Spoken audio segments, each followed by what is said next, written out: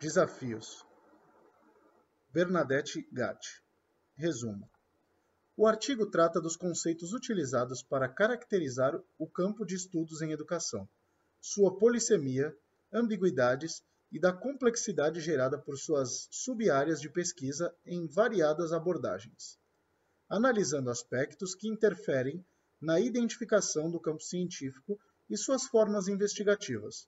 Focaliza os estudos em educação, cujo objetivo são as ações educacionais nas realidades sociais e escolares, em que 4 concepções são expostas, discutindo os estudos do cotidiano escolar, o uso de abordagens etnográficas e biográficas, o domínio bibliográfico necessário à pesquisa e a superação da dicotomia quantitativo-qualitativo.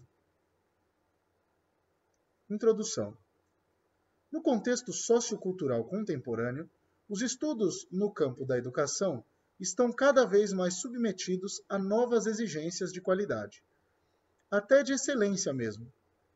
Esse campo vem sendo pressionado por imperativos de ordem científica e de ordem profissional, como também de ordem política, administrativa e econômica.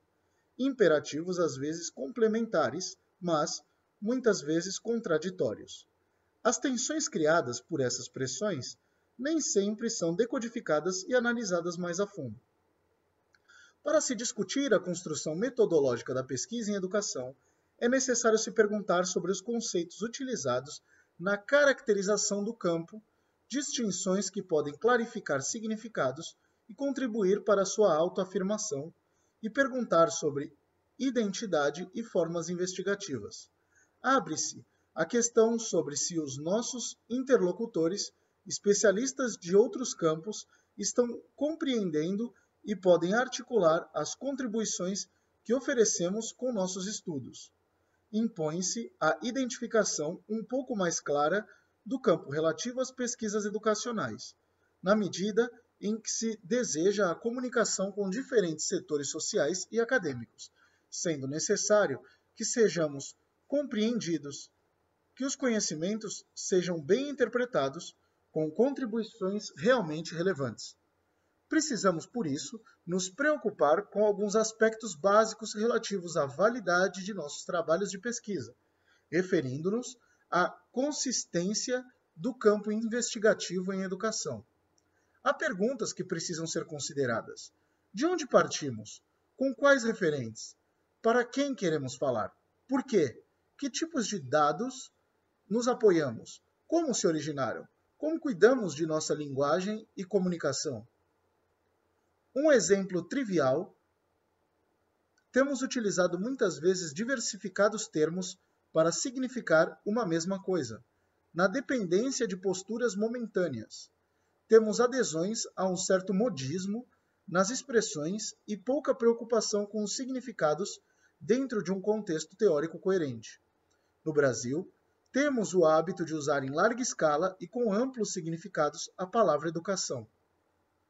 Não nos preocupamos, por exemplo, com distinguir educação em geral, fato social que permeia a sociedade como um todo e seus vários instituídos, de educação escolar, aquela que a escola provê. Na maior parte dos trabalhos publicados, falamos desta última, porém sem qualificar isso, criando um espaço para um tanto vago de entendimento para diversos interlocutores. Não se trata de defender nominalismos, mas de cuidar da clareza e abrangência do que falamos. A identificação do campo das pesquisas em educação tem sido objeto de análises mais intensas nos últimos anos.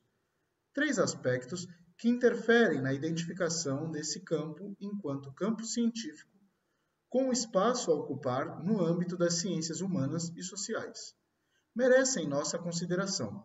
São eles: o das denominações e conceitos utilizados, a própria ideia de campo e as questões de identidade e formas investigativas. Este último aspecto se liga aos caminhos da pesquisa em educação e às suas relações com o social. Conceito e autoafirmação do campo. No contexto internacional, e especialmente entre os autores europeus, está posto o debate sobre os termos utilizados para a qualificação de estudos no vasto campo que se denomina educação. Termos tais como pedagogia ou ciências da educação, ou ciências do ensino, ou didática, etc. Considerando-se que a forma e os contextos de emprego desses termos confundem interlocutores de outras áreas, os leigos e gestores, dificultando muitas vezes a delimitação de domínios e o clareamento de articulações, interfaces e transvariações com outros campos de conhecimento. Considera-se que os autores adotam um dos termos, sem muita clareza sobre o porquê, ou os usam como sinônimos, tornando também confusa ou ambígua sua qualificação disciplinar em currículos e programas de formação acadêmica. Questiona-se, então, o sentido do uso, abrangências, semelhanças e diferenças e de suas relações. A busca de sentido faz-se não no intuito de impor uma unicidade de denominação, mas na direção de se tentar superar alguns conflitos pelas preferências terminológicas entre os acadêmicos, como também para clarear algumas especificidades associadas a cada termo, o que pode permitir situar posições na investigação científica e mais esclarecimentos aos interlocutores. É preciso, nessa ótica, cuidar da linguagem conceitual e das formas comunicativas sociais. Ao preferir a expressão pesquisa em educação, tout court, sinalizamos uma posição integradora, convergente de várias áreas, porém com um ponto de partida, os processos educativos. Preferindo ciências da educação, sinalizamos um olhar que distingue vários campos de investigação em educação, separados e voltados a conhecimentos que se originam e se dirigem a outros campos e assim por diante. As expressões carregam significados cuja consciência e escolha de emprego de outra expressão a partir dela representaria um passo na superação da alienação ou cooptação com que expressamos pela linguagem nosso pensamento. Um certo grau de superação do senso comum é necessário quando se trata de pesquisa. Charlot defende que a concepção sobre as ciências da educação, e particularmente sua história, é nitidamente influenciada pela posição que se ocupa no campo ou por uma certa experiência ou não experiência em atividades de pesquisa em educação. Portanto, usar um termo ou outro, ciências da educação, ciências do ensino, pedagogia, didática, etc., tem mais a ver com o histórico e a posição profissional dos que produzem no campo e menos a ver com os significados, a questão conceitual em si. Certas ancoragens profissionais e disciplinares determinam a preferência pelo emprego do termo ciências da educação ou ciências do ensino, bem como dos termos pedagogia ou didática.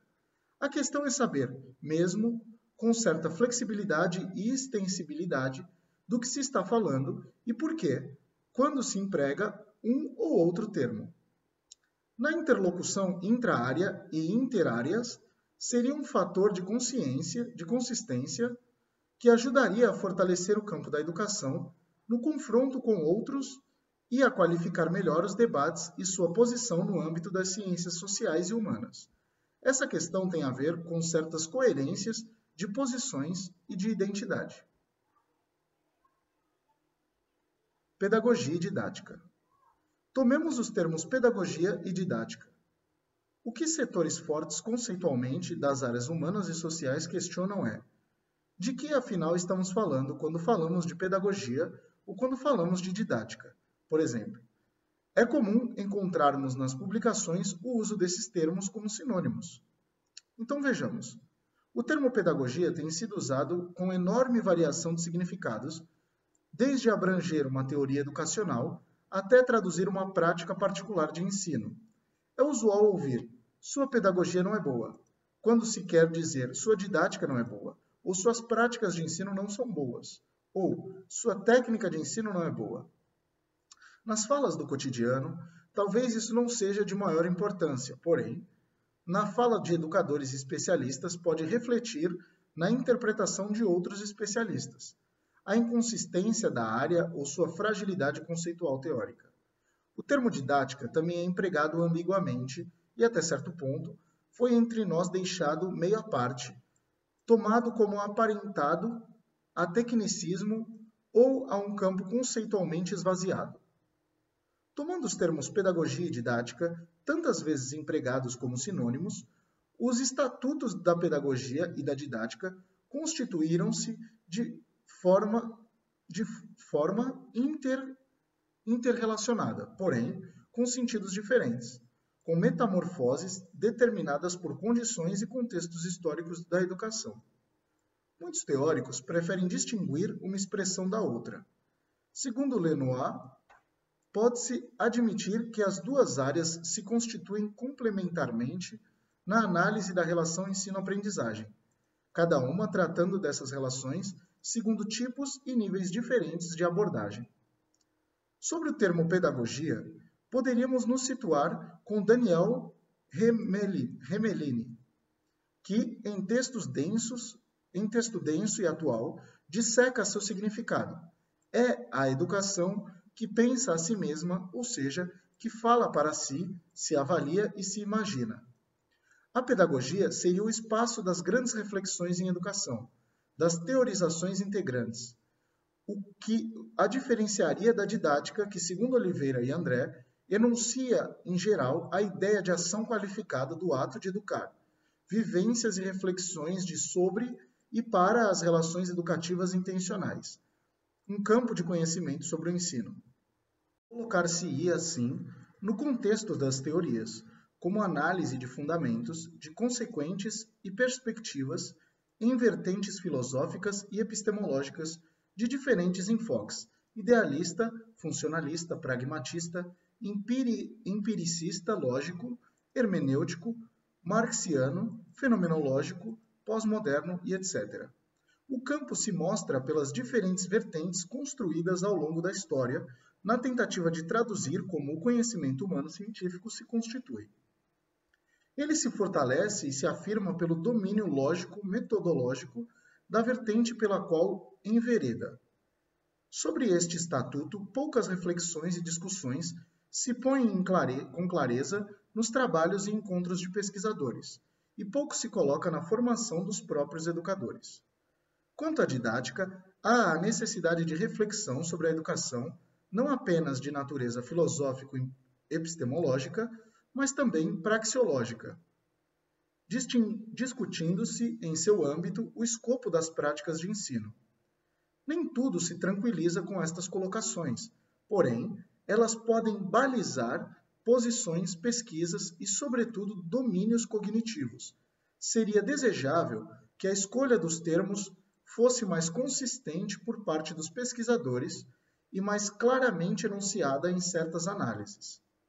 Seria desejável também que se refletisse muitas vezes sobre essas denominações, perguntando se atendem a um estatuto epistemológico ou a conveniências institucionais ou de nichos profissionais.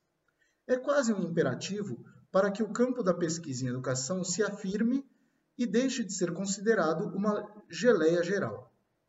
Expressão jocosa que ouvimos de profissionais de outros campos ao se referirem aos termos pouco precisos, pouco explicitados que os profissionais do campo da educação muitas vezes usam. Não é, pois, desprezível a procura por melhor qualificação nas áreas da pesquisa em educação, enquanto lugar de um conhecimento especializado, especialmente na pedagogia e na didática, com as sub-áreas decorrentes. Educação, como campo de conhecimento, comporta a pedagogia como construção e reflexão, e a didática como reflexão para e das ações educativas intencionais. Talvez seja necessário, de fato, mais cautela no uso desses termos por parte de intelectuais e pesquisadores, para obter mais consistência nos estudos em educação. No Brasil, temos um elemento a mais, confundindo bastante a explicitação do termo pedagogia, que nomeia um curso e, com isso, representação geral desse termo se mostra associada a aspectos curriculares e operacionais de formação de professores, para os primeiros anos da educação básica, introduzindo mais uma aresta na construção da interface com campos de investigação em ciências humano-sociais com significados conceituais mais bem definidos, sociologia ou psicologia, com áreas de estudo ou com objetos ou processos mais claros. O termo pedagogia entre nós, mais geralmente associado ao curso formativo de professores das séries iniciais, mostra-se nas representações conceitualmente distante de seu objeto, tal como Hamelin e outros teóricos discutem com imagens diferentes de campo específico de pesquisa e de estudos com foco claro. Tanto que esse termo é pouquíssimo referido entre nós como área de estudos, havendo preferência nesse sentido pelo termo educação e também nas suas derivações, como em relações pedagógicas, que significam relações de ensino, confundindo-se com didáticas e prática de ensino. O termo didática vem sendo substituído pela expressão prática de ensino, cada vez mais usado, especialmente em currículos escolares, com a didática designando o campo de estudos mais teórico sobre o ensinar a aprender, rarefazendo-se o seu emprego e ficando as práticas de ensino como técnicas ou formas de ensinar bem específicas, mas nem sempre isso é clarificado nos estudos. Exercitar certa cobrança com mais clareza conceitual não tem sido propriamente uma preocupação na área, porém, face às demandas científicas e sociais, somos instados a refletir sobre os referentes e os significados dos termos que usamos em nossos contextos de trabalho. Como campo que trabalha também pela apropriação teórica do produzido em outros campos, a filosofia, a sociologia, a antropologia, a linguística, etc., a questão conceitual e de posição epistêmica torna-se problema central. No entanto, nem sempre as fontes de referência originais têm seu campo conceitual tratado com adequação, pertinência e fineza teórica. A linguagem é viva, muda, significados mudam. As reflexões acima podem parecer desnecessárias para muitos ou perfumaria para outros, porém têm sido descuidados nas teorizações e conceitos, na colocação clara de nosso objeto e ou problemas, e cabe lembrar que a não distinção conceitual que vem caracterizando estudos no campo da educação provoca dificuldades comunicacionais e interpretativas nesse campo de investigação, na interlocução com outros campos e nos contextos sociopolíticos, com prejuízos na relevância de seus estudos. Estudos que revelam a diversidade disciplinar no campo da educação nos fazem apontar a multiplicidade de abordagens, mas também a especificidade associada ao campo e sua circunscrição no domínio das ciências humanas e sociais. Há sempre um questionamento, especialmente de cientistas sociais e profissionais da filosofia, sobre o estatuto da educação como campo de conhecimento. Pergunta-se se há um domínio específico desse campo ou um domínio que assegure, de alguma forma, sua identidade, fatos, teorias, postulados, etc., permitindo-lhe, face a outros campos de estudo, conservar certa especificidade com a possibilidade de integrar a multiplicidade das disciplinas anexas que o próprio campo cria. A organização conceitual e institucional do campo de pesquisa em educação e suas relações e articulações com outros campos, no contexto das tensões de ordem científica e das práticas profissionais a ele associadas, emerge contemporaneamente como uma necessidade pelo risco de dispersividade e da consequente desconsideração dos demais campos nas ciências humanas e sociais com as quais se confronta ao mesmo tempo em que ele se interliga. Para os que se colocam dentro do campo educacional, nem sempre esses questionamentos são levados em conta, mas no concerto das políticas científicas e das políticas tecnológicas, bem como das políticas de ensino, especialmente das políticas de formação de professores, a força do campo, ou a sua fraqueza tem a ver com o seu impacto e relevância. Essa afirmação dos estudos em educação pode vir pela segurança conceitual, que, a nosso ver, se constitui na interdisciplinaridade. Não se trata de assumir uma unidade de campo como homogeneidade, mas uma unidade de propósito com clareza de abrangência e de estruturas conceituais. Trata-se da aquisição pelo campo de estudos em educação de uma caracterização mais clara enquanto campo acadêmico e investigativo, mesmo mantendo seu referencial plural. A identidade do campo. Pergunta-se então pela identidade, pelas formas investigativas e pela relação com as demandas sociais das investigações que podem ser colocadas no guarda-chuva da educação, tomada como amplo campo disciplinar. Muitos campos têm estudos que podem ser tomados como pesquisa em educação e não somente os associados a disciplinas específicas como pedagogia e didática, ou ao rótulo genérico de ciências da educação, história da educação, filosofia da educação, sociologia da educação ou ciências do ensino. Há uma vasta gama de estudos sobre e para a educação em variados campos do conhecimento, tornando difícil assumir epistemologicamente um eixo identitário. Há estudos que podem ser qualificados como de educação, por exemplo, no campo da linguística, no dos estudos da comunicação e da informação, na semiótica, nas neurociências e etc. Publicações se debruçam sobre essas questões e a multiplicidade de possibilidades e olhares mostra o que se pode chamar de uma disciplina indisciplinada. Resta-nos, então, considerar questões do tipo: como colocamos nossos problemas de investigação? O que é uma questão que pode, sem dúvida, ser qualificada como de pesquisa em educação? Qual o nosso foco? Então, temos que pensar o que constitui uma ótica propriamente educacional, portanto, considerar de onde partimos e onde queremos chegar. A educação é o ponto de partida e de chegada? Colocamos aqui o conflito entre uma ótica propriamente de educação, como campo investigativo, e óticas pertinentes a outros campos. Coloca-se também como utiliza-se da interdisciplinaridade, transdisciplinaridade, mantendo o foco do campo da educação. As formas investigativas. Tomamos a perspectiva analítica desenvolvida por Bailey-Roth para traçar um paralelo com o que se observa na pesquisa em educação em nosso país. Bailey-Roth pontua 3 aspectos que merecem atenção. O primeiro é, justamente, o fato de que há uma grande complexidade de discursos e de explorações em relação à educação e à formação.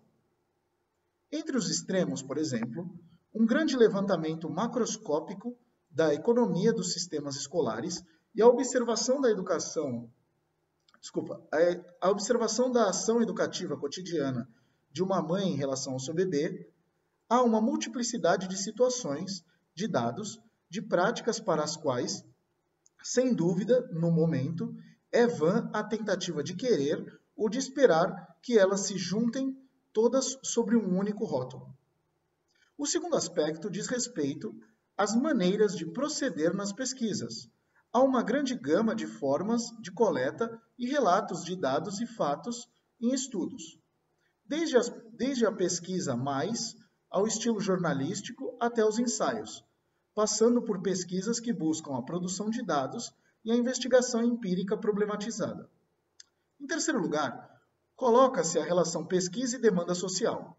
O discurso de que as pesquisas devem responder às demandas sociais é presente tanto no meio acadêmico como em segmentos sociais que conseguem, de alguma forma, ter voz. Bailey-Roth considera que, mesmo muito sugestiva, resta discernir com clareza o que é uma demanda social, quem a exprime, por quê, para quem, quando, para quê. Segundo ele, em educação, como em outras práticas, os indicadores de demandas são muito claros em alguns casos, mas, em outros casos, são bem aleatórios. No primeiro grupo, estariam as demandas que são plataformas descritas e solicitadas pelos legisladores ou pelos executivos, por diferentes instâncias de gestão, segundo seus propósitos. O segundo grupo de indicadores de demanda social seria representado notadamente pelas diferentes formas de mídia que dão voz a agentes sociais diversos, mandatários ou não, e que dão forma a partir de informações triadas, selecionadas ao que as clientelas ou as ideologias têm necessidade de dizer, sua opinião própria, suas reivindicações. Aqui, toda demanda social é flutuante, sujeita aos modismos, a grupos homogêneos eventuais. Assim, o que se tem na realidade é que os debates com argumentos fortes, de boa fé e fundamentados são raros. O que é chamado de demanda social está mais sujeito à paixão e à ideologia do que à razão. Isso faz com que os estudos e as pesquisas progridam muito pouco. Pode-se dizer que as demandas sociais, assim produzidas, não se dirigem à construção científica amplamente entendida da educação, mas a outras instâncias, sobretudo as de poder, como crítica ou reivindicação, o que gera o risco de não se ultrapassar, dentro do campo investigativo em educação, a produção de autodemandas sociais, como expressão de desejos internos não escapando às quimeras do corporativismo e do messianismo reunidos. Essas posturas comprometem o campo investigativo, que deve avançar com perspectivas de genericidade, nos termos de Agnes Heller, ou seja, um pouco menos alienadas, sem ser totalmente fruto de pressões ou desejos de domínio ou projeção, ou imposição de ideias e valores de um grupo hegemônico. A atitude crítica pensante, fundada em evidências claras e eticamente tratadas, radar do pesquisador permanentemente ligado, não tem sido suficientemente cultivada no âmbito dos relatos das pesquisas em educação. Pode-se afirmar que, do lado dos pesquisadores, há a necessidade de um exame sereno sobre a demanda social, que pode ser feita no confronto dos dois indicadores de demanda apontados acima, mas o conhecimento acumulado através de investigações confiáveis que já compõem o campo de saberes em educação em suas áreas específicas. É nas sínteses possíveis, a partir de análises desses contrapontos, que a pesquisa educacional poderá avançar e produzir conhecimentos mais pertinentes e referenciais mais confiáveis, não ficando ao sabor de circunstâncias ou da superficialidade com que as questões são postas nas demandas ou a partir delas. Trata-se de consistência na construção dos problemas do campo educacional e do exercício da crítica, da liberdade de pensar nos limites de métodos robustos. Esse debate é pertinente e importante no contexto histórico atual e tem consequências para as perspectivas epistemológicas e políticas do campo, para sua valorização e posição no contexto social, político e no contexto científico. Como questiona Charlot, os atores do campo disciplinar, especialistas de diversos domínios, serão capazes de superar uma visão estreita, individualista, concorrencial, muito dependente do contexto político ou institucional do momento? As questões corporativistas e ideológicas na produção, disseminação e utilização dos conhecimentos serão olhadas e analisadas de modo mais consequente?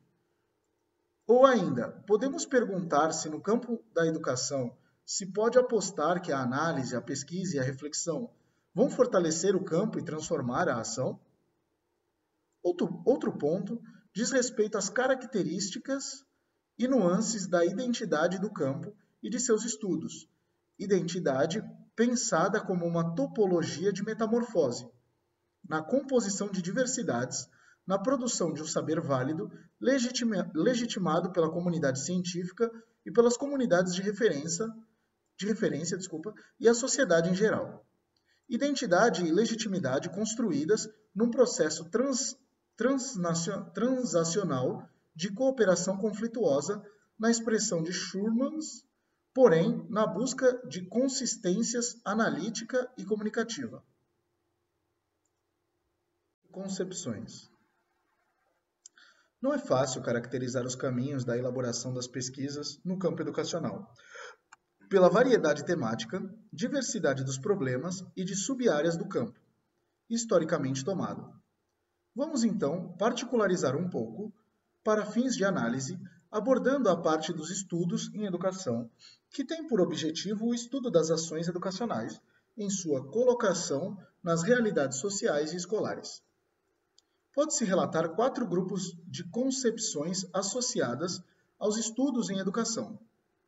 Essas concepções se refletem diretamente nas pesquisas desenvolvidas e nos modos de conceber a educação. As concepções destacadas se entrelaçam com várias formas e caminhos possíveis para colher e trabalhar dados e investigações das situações de ensino e de aprendizagem escolar ou a processos formativos de diferentes naturezas e níveis. Por exemplo, a formação básica de professores ou a continuada, a formação de técnicos ou especialistas, a formação dos jovens, etc. Ou ainda, a processos de gestão. Elas subjazem a diferentes formas no desenvolvimento das pesquisas. A primeira concepção está associada a uma perspectiva técnico-instrumental, a educação vista como ciência de procedimentos, como conjunto de métodos, técnicas e procedimentos para o ensino e a ordenações organizacionais e de gestão. Esta concepção tem objetivos prescritivos, normativos ou sugestivos, nos quais a perspectiva comportamental é o seu prolongamento. Um dos caminhos mais comuns para a investigação de problemas nessa concepção é pelo recorte específico de disciplinas de referência, como a psicologia, a história, a biologia, a sociologia, a filosofia, etc., com o predomínio das perspectivas da psicologia do desenvolvimento. Ditar caminhos para práticas a partir de teorias prévias é sua característica mais evidente. O foco nasce fora das teorias educacionais, advindo de áreas contributivas ao olhar da pesquisa com a educação. A segunda concepção está associada à perspectiva lógico-cognitiva, cujo foco são teorizações sobre o ensino das disciplinas. A proposição é de que se diferencie pesquisa de ensino, não devendo a pesquisa conduzir diretamente a recomendações de ações na escola, pelo menos não antes de se ter racionalmente estabelecido parâmetros epistemológicos seguros para conteúdos em suas especificidades disciplinares. 2 aproximações podem ser encontradas nessa concepção. Uma parte dos conteúdos, linguagem e lógica de áreas ou sub-áreas específicas do saber. Matemática, álgebra, geometria, física experimental, teorias da comunicação, linguística, etc. Estudam-se as relações ensino-aprendizagem, analisando o estatuto dos saberes a ensinar, o contrato didático, mas sem questionar o significado, a necessidade e suficiência desses saberes e seu processo de objetivação sócio-histórica em determinada realidade e nível escolar. Seu foco é o desvelamento de processos intrínsecos ao binômio ensino-aprendizagem, a partir da lógica do campo do conhecimento a transmitir. A estrutura do conhecimento específico, suas bases epistêmicas, conceitos e linguagem. A outra considera os alunos em seu nível escolar, porém o ponto de referência são as disciplinas escolares propriamente ditas, português, inglês, educação física, história, geografia, ciências, etc., focando meios de transmissão, apropriação e reprodução de conhecimentos selecionados. A terceira concepção coloca-se do ponto de vista do sujeito que aprende, investigando os processos de apropriação de saberes e se apoia em teorias que têm origem principalmente nas teorias de gênese, de referência piagetiana ou de referência socio-interacionistas ou sócio-histórica de diferentes vertentes, sem preocupação explícita com as bases epistemológicas que sustentam os conteúdos do ensino. O foco são os processos de aprendizagem das crianças ou jovens, gerando o que se poderia caracterizar como abordagem cognitivista, em que os sujeitos aprendentes são o foco, não o que há para aprender ou que se considera desejável que aprendam em determinada sociedade por razões históricas. Não há um olhar sobre o valor dos conteúdos dos saberes em situações sociais determinadas. Apenas o processo do aprender é considerado. O segundo e o terceiro conjunto de estudos citados trazem contribuições ricas para a compreensão de aspectos específicos das situações de ensino e de aprendizagem. Porém, se de um lado considera-se a contribuição das pesquisas sobre os processos de ensino como aporte às práticas educacionais em segmentos específicos do conhecimento, aquisição da leitura e escrita, a partir de teorias linguísticas, apenas o ensino da matemática pela lógica matemática ou por teorias de aprendizagem, de outro, fazem-se críticas a essas contribuições consideradas restritas e, na maioria dos casos, descontextualizadas. Bayer e Ducrey são duros nas críticas e as caracterizam como aproximação reducionista, por enfocarem apenas um dos ângulos das situações de ensino, transparecendo, em muitos casos, ingenuidades, simplismos, não considerações dos múltiplos fatores em jogo em diferentes níveis das situações de ensino. A quarta concepção é marcada por uma praxeologia, na vertente de um pensamento de tendência mais formativa e voltada à ação. Parte do pensar as ações educativas, criando conceitos fecundos na relação práticas-teoria e produzindo conjuntos instrumentais ancorados na reflexão sobre suas utilização e finalidades, em contextos complexamente considerados. Essa posição pode se exprimir pela afirmação de Henri Vallon: a teoria nasce da prática e deve a ela retornar. Que o conhecimento em educação nasce da e com a prática, e deve aí retornar, mas terá consistência e impactos desde que se faça uma construção axiológica. Lenoir, sem o retorno à prática e sem a passagem pela axiologia, o conhecimento se arrisca a ser apenas um simulacro. A pesquisa é concebida, sobretudo, como pesquisação em variadas possibilidades, procurando assegurar uma inter-relação entre a pesquisa formal e os procedimentos da investigação, na e ou com a ação, porém criando teorizações e fundamentando-as, mobilizando-se certos conhecimentos para compreender situações e inferir, criar novos modos de ação. Funda-se sobre a análise do estatuto sócio-histórico do saber a ser ensinado e dos objetivos do próprio ensino, considerando critérios de pertinência e não critérios de legitimidade. A pesquisa parte dos resultados de uma análise crítica do contexto social e da situação real na qual o ensino de uma matéria escolar se atualiza.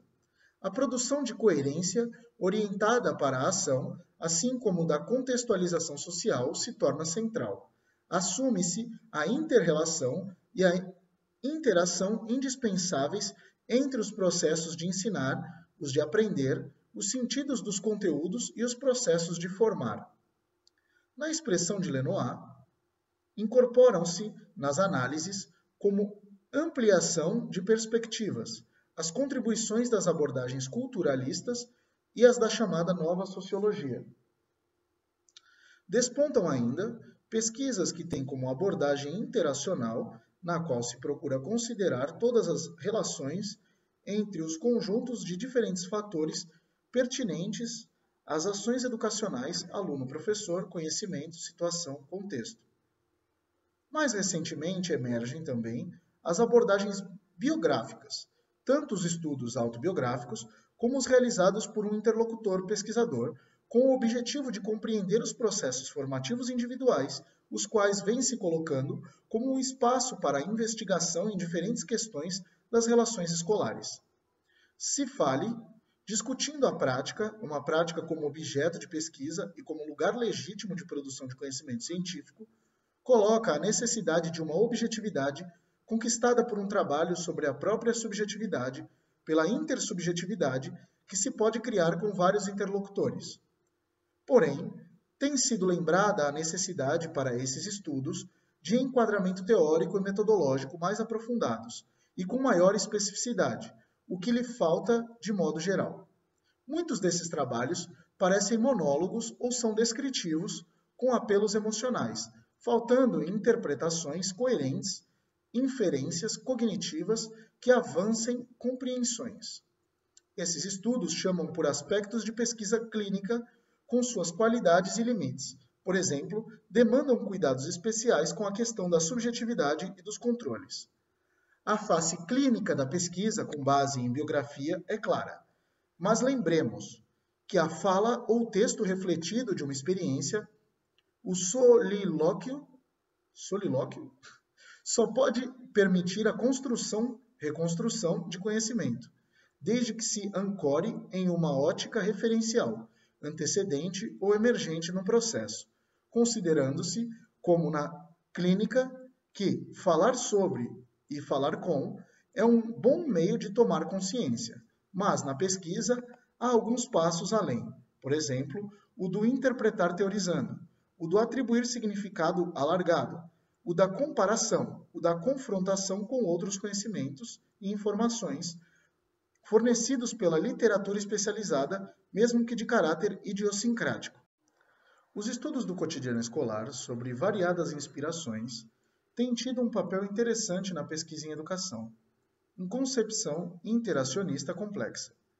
Tenta-se evidenciar o que marca presença nesse cotidiano, mostrando não só o rotineiro, mas os conflitos, as alternativas trilhadas, as simbologias criadas, as linguagens e os conflitos de lógicas, construídas em condições sociais díspares, longe da lógica privilegiada pelo saber escolar instituído. Reconhecem-se alternativas de convivência e aprendizagens que constroem professores e alunos e quais brechas são abertas na padronização das rotinas escolares. A crítica de fundo, não explicitada em trabalhos mais recentes, mas que é eixo para novos modos de olhar a realidade escolar movente.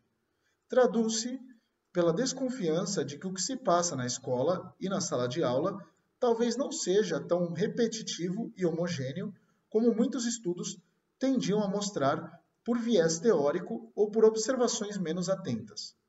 Questiona-se o já sei o que vou encontrar lá. A visão desencantada de tudo ruim, da anulação das pessoas que constroem o dia a dia da escola. Modelos idealizados de variadas perspectivas que balizavam as análises desse cotidiano vêm sendo superados por pesquisadores que se abrem para olhar os fatos, os acontecimentos que criam professores e alunos na sala de aula. Eles, com os funcionários, diretores, pais na escola e na comunidade, num lugar no espaço físico e cultural com suas cores específicas que não se apagam no confronto com o peso da sociedade maior. Esta está presente, mas não sufoca totalmente a recreação cotidiana do espaço escolar. O trabalho homogeneizante era, e é, um determinismo muito presente em pesquisas do cotidiano escolar. Mas a cotidianeidade bem observada aporta surpresas, como se vê em alguns dos relatos de pesquisas. Ajustes de metas, fugas do oficialismo, negociação de saberes e acertos de linguagens e modos de expressão, insights, retomadas, conflitos, desânimo e exaltação, transgressões, procuras, experimentações de caminhos de ensino. Parece que o alerta de André tem ressonância em muitos dos estudos. É preciso romper com uma visão de cotidiano escolar estático, repetitivo, disforme, homogêneo, para tentar enxergar nele suas dimensões contraditórias, a sua história, no sentido em que nos fala Heller. As ressalvas sobre a produção disponível. No movimento de novas construções na pesquisa em educação, ainda se coloca o problema das formas e meios de levantamento de dados, dos modos de inserção do pesquisador no contexto da pesquisa e sua relação com os pesquisados e com o objeto de pesquisa. Se, por um lado, detectamos avanços na aproximação do real em muitos estudos, em outros, ficam evidentes as dificuldades na realização dos trabalhos de campo, o que se reflete nas análises. Traremos alguns aspectos. No cotidiano, deve-se considerar que, como diz Azanha, aqueles caminhos que não permitirem vencer a opacidade do mundo e distinguir tiques nervosos de piscadelas conspiratórias, podem vir a ser erráticos e correrem o risco de apenas produzirem flatus vocis. Evidentemente, encontramos relatos mais densos ou mais superficiais nos trabalhos, tomando uma expressão de Healy, densos quando os procedimentos e as possibilidades analíticas do pesquisador permitem exibir diferenças significativas, relevantes para o conhecimento dos fatos, quando trazem um salto cognoscitivo, quando enunciam um elo oculto, às vezes inesperado, de significações, menos densos, quando apenas se oferecem especulações ou descrições, que não permitem a busca de sentidos mais profundos ou surpreendentes, sobretudo quando se fica em tautologias ou enunciados sem lastro. A densidade está associada aos modos de conceber os problemas investigativos, aos modos de observar, coletar, registrar dados, que permitem criar novas explanações, compreensões e inferências fundadas. Também depende do domínio do campo pelo investigador e de suas experiências na lida de pesquisa, dos seus interlocutores e interlocuções, de sua criatividade embasada em bons argumentos com o suporte de fatos. Há também questões relativas aos chamados estudos etnográficos. Essa abordagem é privilegiada em muitos estudos. Gertz diz que fazer etnografia é como ler um manuscrito estranho, desbotado, cheio de eclipses, incoerências, emendas suspeitas e comentários tendenciosos, escrito não com os sinais convencionais do som, mas com os exemplos transitórios de comportamento modelado. Na análise etnográfica, um texto cultural a ser decifrado, para o qual é preciso construir uma leitura que capte os sentidos concretos sob o olhar superficial do fato. Há dificuldades no emprego da etnografia em vários dos estudos que se propugnam a utilizá-la. Marly André já apontou os problemas nos trabalhos que declaram utilizar-se da etnografia.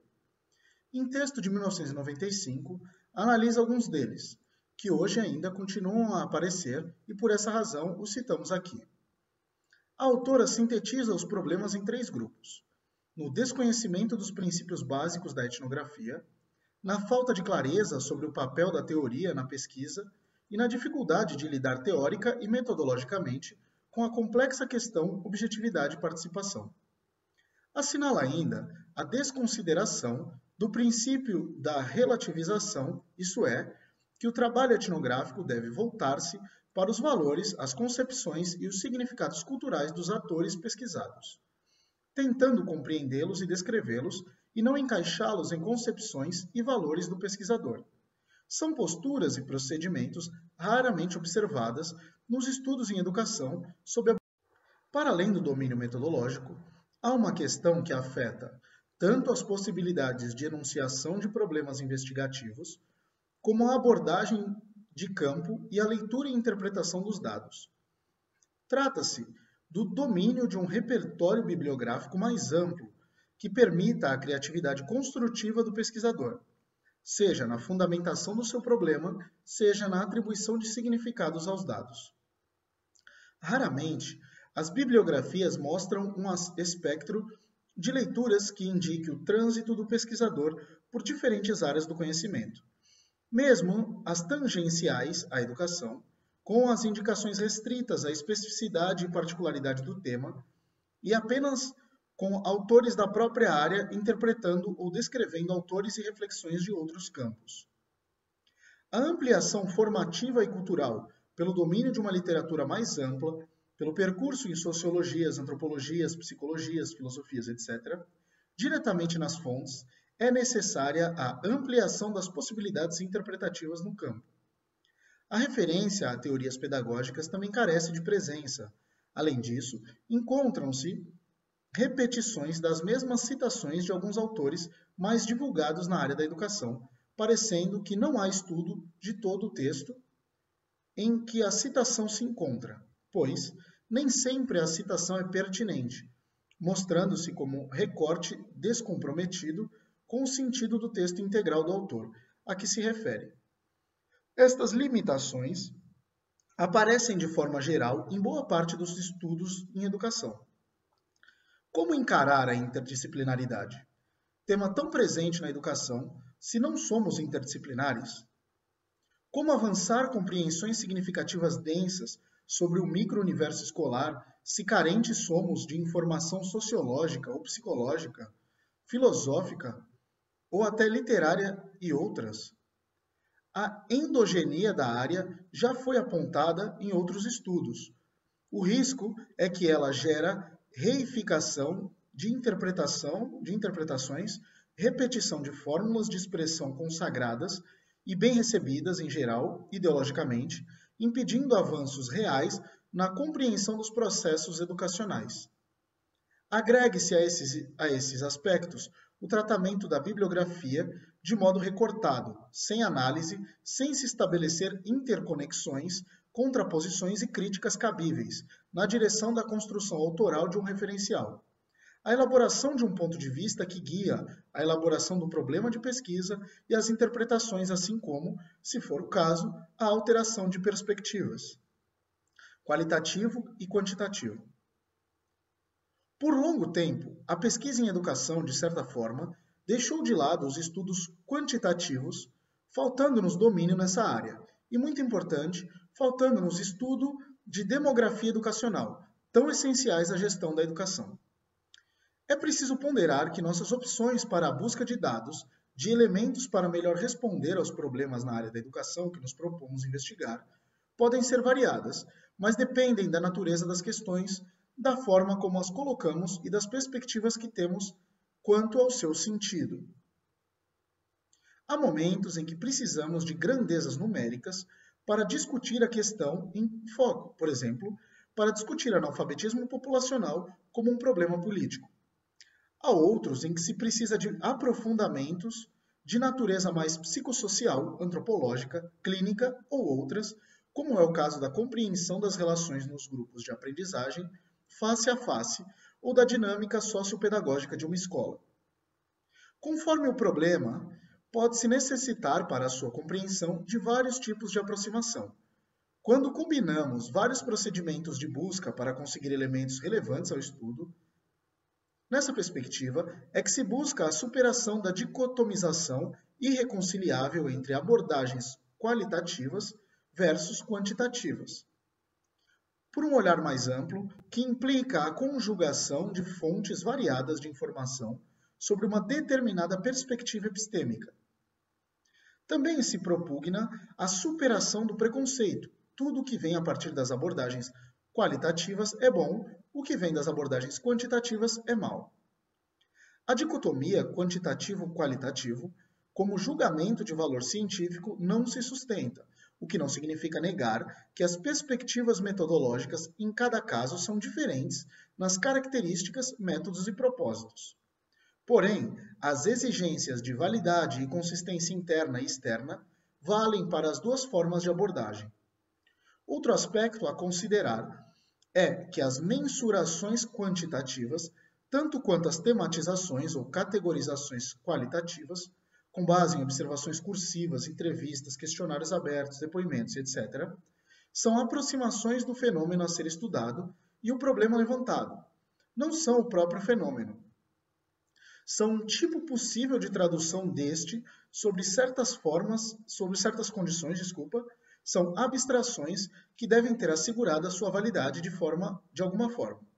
Lembramos, então, que todas as formas de obtenção de informações e de dados são criadas, inventadas, consensuadas e não podem ser tomadas como a própria natureza das coisas, muito menos a totalidade da realidade.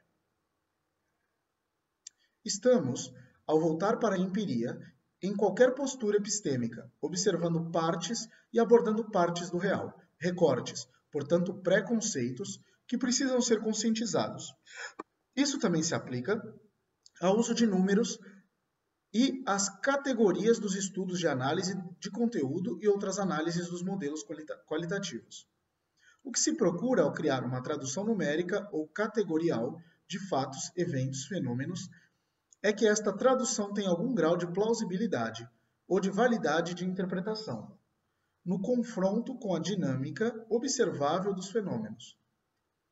A questão central na busca de informações, dados, indícios para determinada pesquisa não está totalmente e rigidamente vinculada somente à técnica utilizada, mas ao processo de abordagem e compreensão da realidade, ao contexto teórico-interpretativo. Portanto, as formas de pensar, refletir sobre os elementos e reunir ou já reunidos para responder ao problema da pesquisa.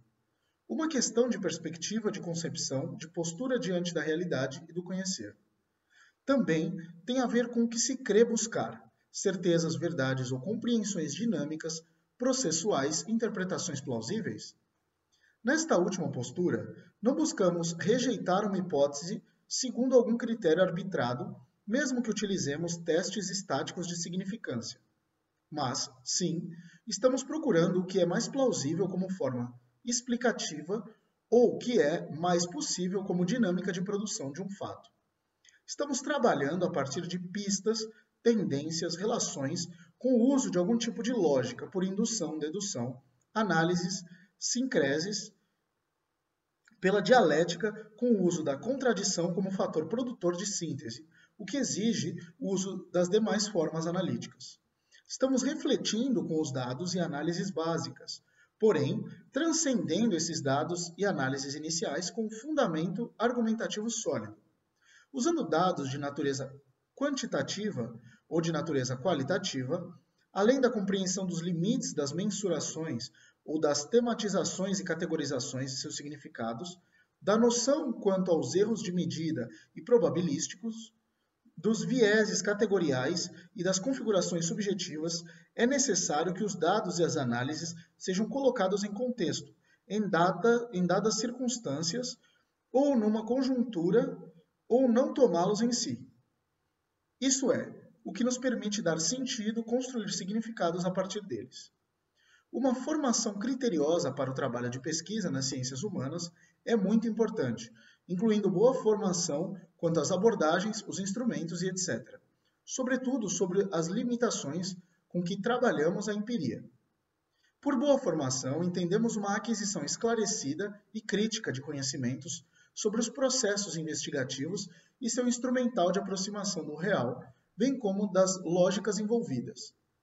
Quanto às formas de investigação, o que se observa nos últimos anos é o uso combinado de formas de abordagem sob a égide de uma perspectiva que conduz à enunciação do problema e que baliza os caminhos das análises e interpretações oferecidas.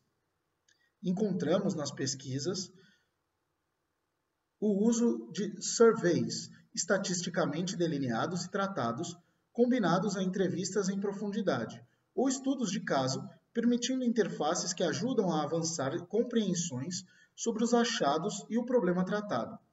Encontramos investigações com análise de casos de forma clínica, entrelaçados com estudos experimentais ou vice-versa.